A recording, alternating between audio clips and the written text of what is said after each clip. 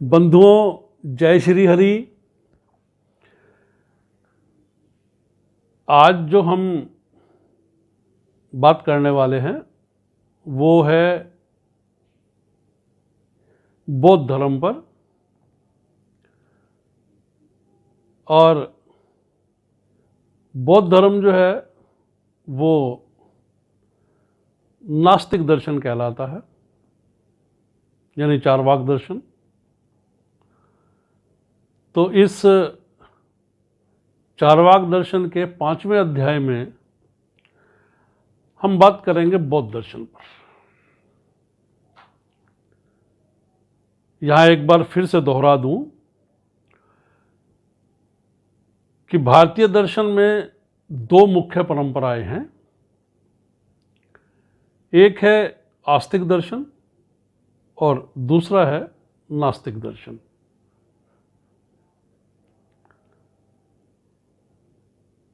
यानी चारवाक दर्शन, या हम यूं भी कह सकते हैं कि लोकायत दर्शन। मैं ये पर्यायवाची शब्द इसलिए भी बता रहा हूं कि ताकि आपको इस विषय पर भी पूरा ज्ञान भी हो जाए और परिचय हो जाए। लोकायत दर्शन इसलिए भी बोलते हैं क्योंकि बुद्ध के सिद्धांत और चारवाकों के सिद्धांत क्योंकि मिलते जुलते थे, तो लोगों को बहुत ज़्यादा पसंद थे और लोकप्रिय हो गए थे, इसलिए इसको लोकायत दर्शन भी कहते हैं। अब नास्तिक दर्शन यानी प्रभु को, आत्मा को, जीवन के पुनरागमन को, यानी मृत्यु के बाद फिर जन्म को ना मानने वालों को नास्तिक या चारवाक कहा जाता है। भगवान मनु से पहले नास्तिकों पर बड़ा विवाद था कि किसको नास्तिक कहा जाए। कुछ भी स्पष्ट नहीं था, लेकिन उन्होंने नास्तिकों की परिभाषा तय कर दी कि नास्तिको वेद निंद कहा। यानी नास्तिक वो जो वेदों की निंदा करता है। बड़ी गहरी बात है। वेदों की निंदा करना मतलब आत्मा परमात्मा को बिल्कुल नकार देना, ना मानना। अब इस श्रेणी में बुद्ध धर्म और जैन धर्म दोनों ही आते हैं जो वेदों को नहीं मानते। ऋषि जैमिनी ने आस्तिक दर्शन के षड दर्शनों में से, जैसे कि जिसमें कि सांख्य दर्शन, योग दर्शन, वैशेषिक दर्शन, मीमांसा दर्शन, न्याय दर्शन और वेदांत दर्शन आते हैं, जो किसी न किसी ऋषि द्वारा रचित हैं, जिसका जिक्र मैं आने वाले दिनों में आस्तिक दर्शन वाले अध्याय में करूंगा। यहां सिर्फ मीमांसा दर्शन, यानी जो मीमांसा मीन्स विश्लेषण करने वाले, एनालिसिस करने वाले, संस्कृत में उसको मीमांसा बोलते हैं। तो मीमांसा दर्शन के जो रचयिता हैं वो ऋषि जैमिनी हैं। तो मैं इनसे ही अपनी बात शुरू करूंगा ताकि आप अच्छे से समझ सकें कि सनातन धर्म को भारत में पुनः स्थापित करने की सोच के साथ ऋषि जैमिनी ने विशेषकर कर्म कांड पर एक ग्रंथ लिखा जिसका नाम था अथातो धर्म जिज्ञासा। और वो आज भी प्रचलित है। ऋषि जैमिनी का मीमांसा दर्शन का जो सिद्धांत है, अथातो धर्म जिज्ञासा। ऋषि जैमिनी सनातन धर्म को भारत में पुनः स्थापित करने के लिए ग्रंथ लिखने की जरूरत क्यों पड़ी, ये भी एक सोचने का विषय है। जैसा कि मैं पहले भी कह आया हूं कि बुद्ध धर्म और जैन धर्म आत्मा और परमात्मा या पुनरागमन को नहीं मानते। तो इसका सीधा सा गणित है कि लोग सनातन धर्म को त्याग कर अन्य धर्म की ओर प्रस्थान करने लग गए थे। जैसा कि जैन धर्म की ओर बहुत सारे लोग चले गए, लेकिन अधिकांश जो संख्या जो धर्म परिवर्तन की थी वो बौद्धों को उन्होंने स्वीकार किया, यानी भगवान बुद्ध के नियमों पर चलना, उनके सिद्धांतों पर चलना उन्हें अच्छा लगा। बहुत से लोग जैन धर्म स्वीकार करने के बाद पुनः मतलब दोबारा बौद्ध धर्म के अनुयायी इसलिए बन गए थे कि जैन धर्म बहुत ही कठोर संकल्प वाला धर्म है। उसमें वर्णित जप तप इतने कठोर हैं कि व्यक्ति उनका निर्वाह सही तरीके से नहीं कर पाता। अब चूंकि आदमी की सोच होती है कि सभी कुछ आसानी से पाले, इसी सोच पर चलते हुए प्रभु को भी बिना किसी कष्ट के आसानी से पाने के लिए जैन धर्म के कठोर सिद्धांतों को छोड़ बुद्ध के अष्टांग मार्ग पर चलना ज़्यादा आसान लगा उस समय के जो लोग थे। लेकिन जैन धर्म में निर्जरा के बाद जब मोक्ष की बात आती है, यानी निर्जरा में साधक मुनि आदि मृत्यु प्राप्ति तक अन्न जल फल वगैरह कुछ भी ग्रहण नहीं करते, तो इसे भी महात्मा बुद्ध ने नकार दिया था। वेदों को तो नकारा ही था, बहुत सारे कारण हैं उसके पीछे, वो भी मैं आगे बताऊंगा आपको। और एक जो बलि प्रथा थी उसके कारण भी उन्होंने उसको नकार दिया था, क्योंकि तब उसमें भी हिंसा है। उनका मानना था कि हमें हिंसा नहीं करनी चाहिए, न दूसरों के प्रति न अपने प्रति। तो यदि हम इस शरीर को, उसके विकास को, उसके प्राणों को बल देने वाले खाद्य पदार्थ जैसे अन्न जल और फल की आपूर्ति रोककर मृत्यु को प्राप्त करें, तो यह भी तो एक प्रकार की हिंसा है, हिंसा ही होगी ना। बौद्ध धर्म दुनिया का एक इकलौता ऐसा धर्म है जो पूर्ण रूपेण वैज्ञानिक आधार लिए हुए है, जो तर्कों को आधार मानता है, श्रम को आधार मानता है। वेदों को इसलिए नहीं मानता कि उसमें पूछे गए व्यर्थ के प्रश्नों को जब आज तक कोई नहीं हल कर पाया, तो आगे भी उसकी कोई संभावना नहीं है, फिर इस पर क्यों समय बर्बाद किया जाए। अब वो जो प्रश्न है वो क्या है, वो भी मैं आपको बताता हूं कि जैसे कि परमात्मा का रूप क्या है, वो साकार है या निराकार है, ये एक बड़ा प्रश्न है। सृष्टि की रचना किसने की, सृष्टि को चलाने वाला कौन है, या कोई भी प्राणी आता कहां से है, प्राणी स्वयं कौन है, प्राणी मरने के बाद जाता कहां है।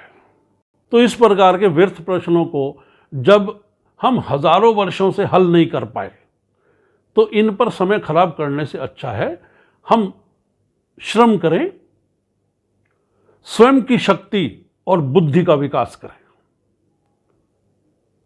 और सुखपूर्वक जीवन व्यतीत करें, और जीते जी आत्मसंतुष्टि को प्राप्त हो, यही हमारा मोक्ष है। महात्मा बुद्ध, या मैं भगवान बुद्ध कहूं, तो उनके द्वारा बनाए सिद्धांतों पर लोगों को भरपूर विश्वास आ गया था, जिस कारण भारत के पंडितों का अस्तित्व भी खतरे में आ गया था। तो बौद्ध धर्म को भारत से समाप्त करने के लिए किस किस ने क्या क्या प्रयास किया, बस उसी को समझाने का मेरा ये छोटा सा प्रयास है। सोचता हूं कि कोई भी बात बाकी ना रह जाए, अधिक से अधिक जानकारी आप सभी तक पहुंच सके, ताकि भविष्य में जब भी आस्तिकता और नास्तिकता पर आप विचार करें तो सभी तथ्य आपके समक्ष हों।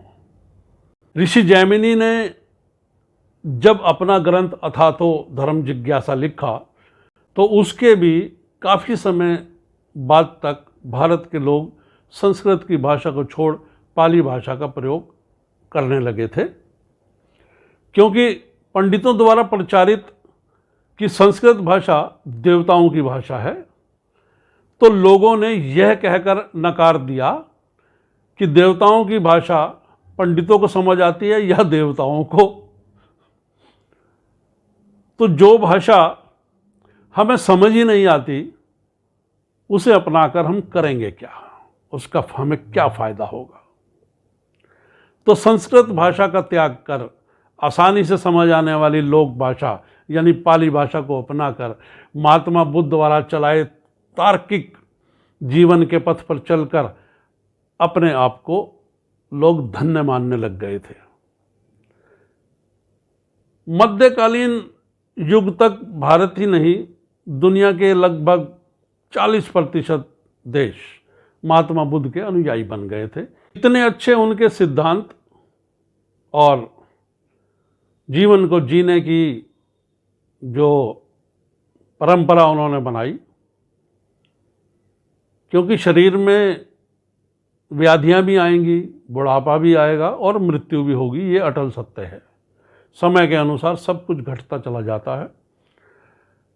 तो पर उस पर हमने विजय कैसे पानी है, और जब हमें मृत्यु आए तो हमें कष्ट ना हो, हम पहले से ही जान चुके हों कि मृत्यु आनी है, स्वाभाविक है, और हमें इस संसार को छोड़कर जाना है, तो हम सहर्ष इस संसार को छोड़कर चले जाएं। जिसके प्रमाण अब भी बहुत से देश हैं जिनमें अभी भी, जो मुख्य रूप से चीन, उत्तरी कोरिया, दक्षिणी कोरिया, जापान, श्रीलंका और बहुत सारे जो देश हैं, आज भी उनके सिद्धांतों पर चलते हुए एक सफल जीवन जी रहे हैं वहाँ के लोग।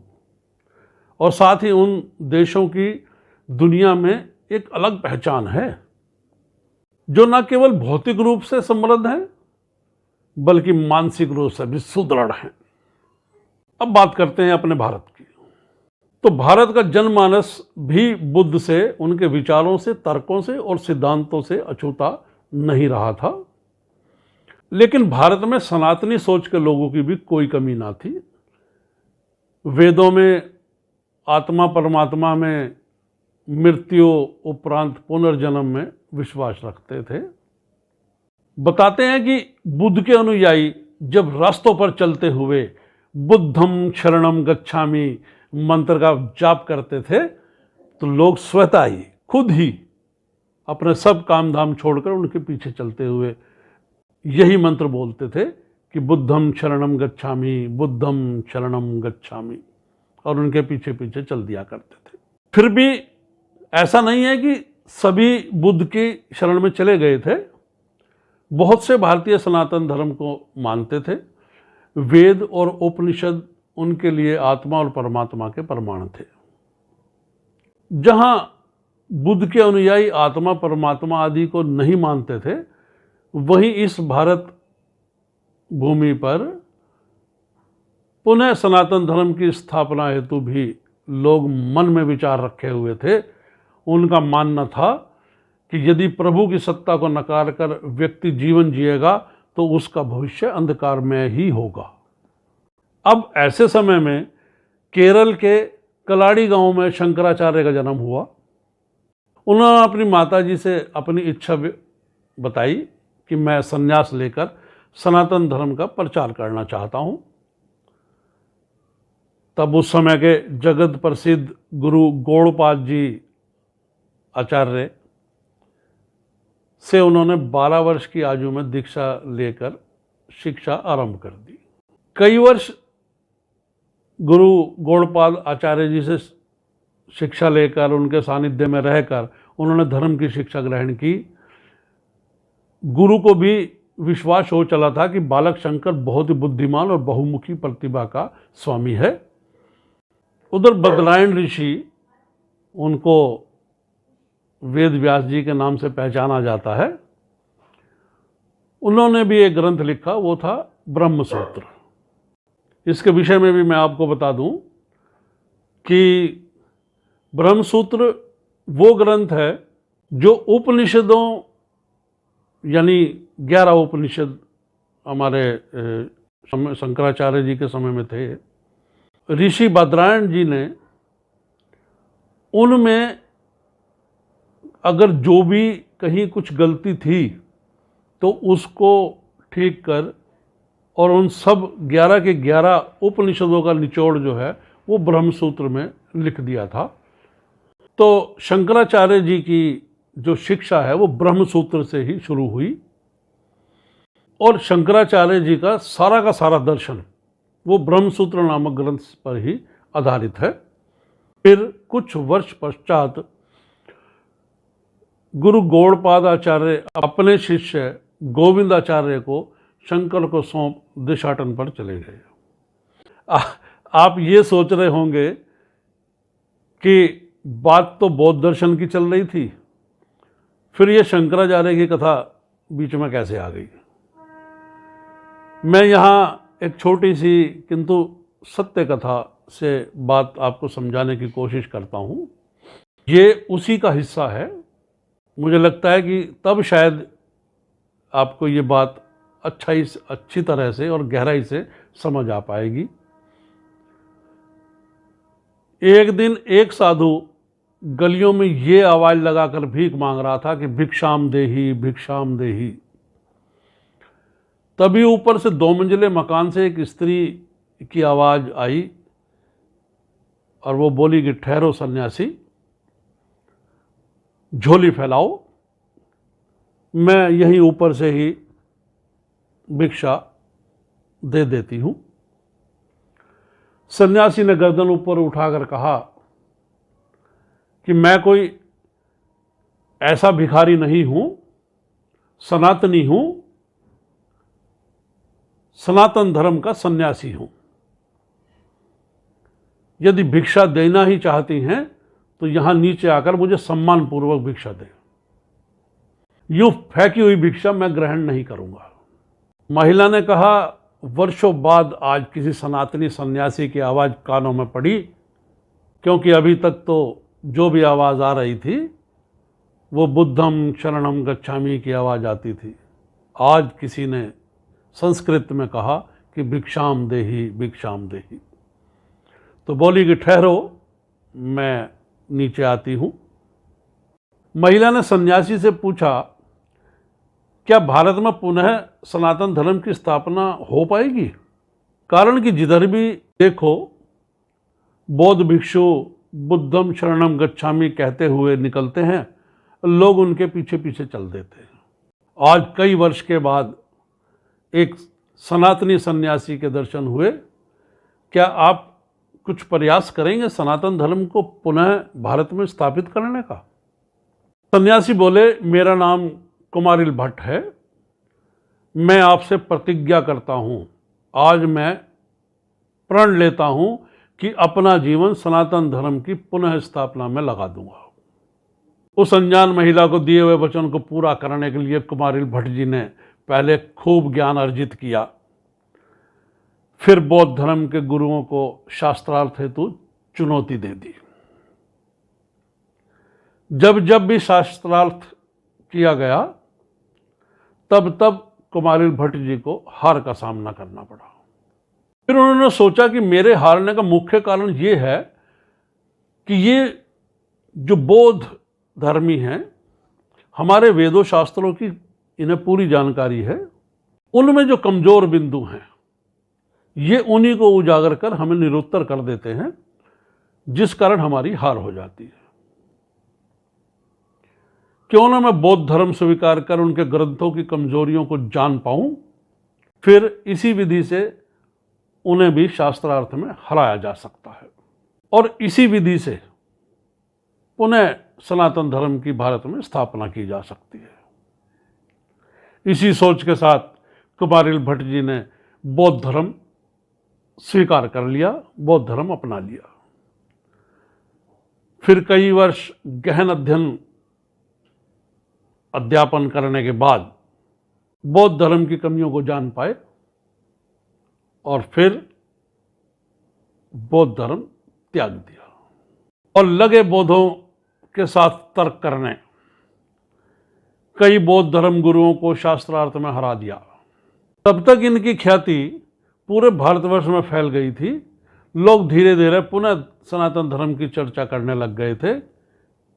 उधर स्थिति ये हो गई कि कोई भी बौद्ध धर्म गुरु या प्रचारक कुमारिल भट्ट से शास्त्रार्थ करने के लिए तैयार ही नहीं होता था और धीरे धीरे लोग वापस सनातन धर्म की ओर मुड़ने लग गए थे। इधर उत्तर पूर्व में कुमारिल भट्ट का नाम बौद्धों के लिए चुनौती बनता जा रहा था। बौद्ध सोचने लगे थे कि इनसे कैसे छुटकारा पाया जाए। उधर शंकराचार्य जी ने भी प्रण ले लिया था कि किसी भी भांति सनातन धर्म को भारत में पुनः स्थापित करना है। उन तक भी कुमारिल भट्ट जी का नाम पहुंचा तो शंकराचार्य जी ने सोचा कि क्यों ना हम मिलकर इस पावन कार्य को संपन्न करें। तो वो कुमारिल भट्ट जी से मिलने उनके निवास स्थान पर आ गए। लेकिन देखते क्या है कि कुमारिल भट्ट अपने शरीर पर तेल मलकर और उस पर भूसा लपेटकर आत्मदाह करने की तैयारी कर रहे थे। पता चला कि बौद्धों ने एक चाल चली है कि उनसे कहा गया कि आप तो सनातनी हैं और सनातन धर्म में गुरु की निंदा महापाप कहलाती है। आपने गुरु धारण कर शिक्षा ली, अब उन्हीं के विचारों और सिद्धांतों की निंदा करते फिर रहे हैं। इस महापाप का भुगतान आप कैसे करोगे? ये बात कुमारिल भट्ट जी को मन में लग गई, चुभ गई। उन्होंने मान लिया इस बात को कि मुझसे महापाप हुआ है, जिसका प्रायश्चित सिर्फ इसी प्रकार से किया जा सकता है कि मैं अपने प्राण त्याग दूं। शंकराचार्य जी ने बहुत समझाया, लेकिन कुमारिल भट्ट नहीं माने। तो कुमारिल भट्ट जी ने कहा कि भाई मैं तो अब चलूँगा, यहाँ से संसार से विदा लूँगा, लेकिन मेरा शिष्य है मंडन मिश्र, वो भी सनातन धर्म की स्थापना में आपका बहुत सहयोग कर सकते हैं, तो आप उनके पास चले जाइए। खैर, शंकराचार्य जी मंडन मिश्र जी को खोजते हुए उनके घर पहुँचे, उनको सारी बात बतलाई और कहा कि अब तुम्हारे गुरु तो रहे नहीं, यदि तुम वास्तव में सनातन धर्म की पुनः स्थापना करना चाहते हो तो मेरे साथ शास्त्रार्थ करो। शंकराचार्य जी देखना चाहते थे कि मंडन मिश्र जी में कितनी प्रतिभा है, क्या वो भारत में पुनः सनातन धर्म की स्थापना करने में मेरा सहयोग कर पाएंगे। कहते हैं कि उनका शास्त्रार्थ 1 सप्ताह चला, जिसमें मंडन मिश्र हार गए। लेकिन फिर भी शंकराचार्य जी ने उनकी प्रतिभा को देखते हुए उन्हें दीक्षा देकर अपना शिष्य बनाया और उनका नाम रखा सुरेशाचार्य। फिर उन्होंने मिलकर सनातन धर्म को पूरे भारत में स्थापित करने में जीवन लगा दिया। मित्रों, कोई भी दर्शन छोटा नहीं होता, उसके बड़े गहरे गहरे तथ्य होते हैं और उनका व्याख्यान करने में मुझे लगता है कि बहुत बहुत बहुत समय लग सकता है और शायद 100 वीडियो में भी उस दर्शन को हम पूरा ना कर पाएं। लेकिन फिर भी मेरा प्रयास है कि आप तक बहुत अच्छे तरीके से मैं इस दर्शन को, जो बौद्ध दर्शन है, उसको पहुंचाऊं। बाकी तो फिर निर्णय आपने लेना है, सोचना आपने है। फिर भी मैं एक बात और कहना चाहूँगा कि यदि आपको मेरा ये वीडियो अच्छा लगता है तो प्लीज़ सब्सक्राइब भी करें और लाइक भी करें। और हाँ, केवल इतना ही नहीं करना, मुझे सुझाव भी देने हैं आपने। और अगर आप किसी और विषय पर भी मुझसे अपेक्षा करते हैं कि मैं वीडियो बनाऊं, तो उसके लिए भी मैं तैयार हूं। उम्मीद करता हूं कि आज का ये वीडियो आपको पसंद आया होगा। जय श्री हरि।